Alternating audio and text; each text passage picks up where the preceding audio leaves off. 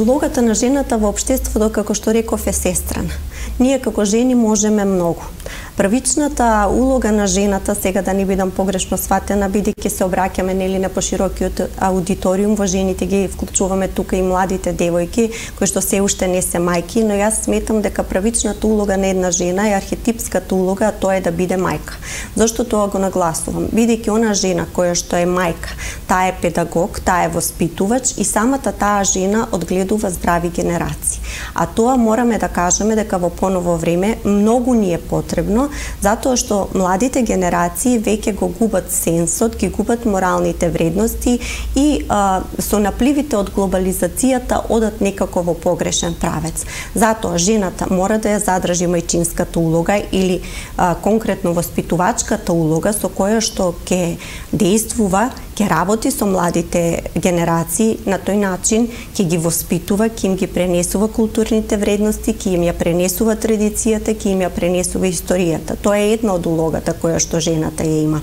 Втората улога е незината општествена улога, односно исполнувањето во рамки на општествениот живот. Секоја жена си има замисла, визија за тоа како сака да се реализира себе си во општествениот живот и сметам дека работи сестрано на тоа остварување.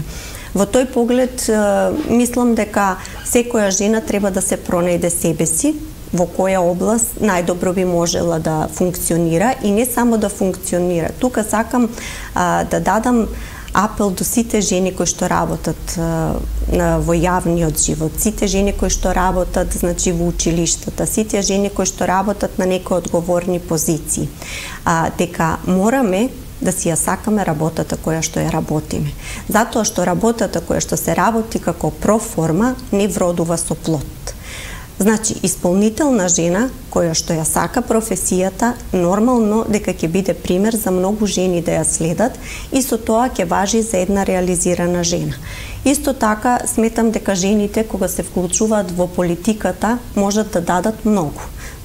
Тоа веќе го видовме. Дали тоа ќе биде во поглед на родовата еднаквост, дали тоа ќе биде да го кренеме гласот, имаме семејно насилство или насилство од било каков тип. Имаме натаму да се бориме за здравието на жената, се извинувам.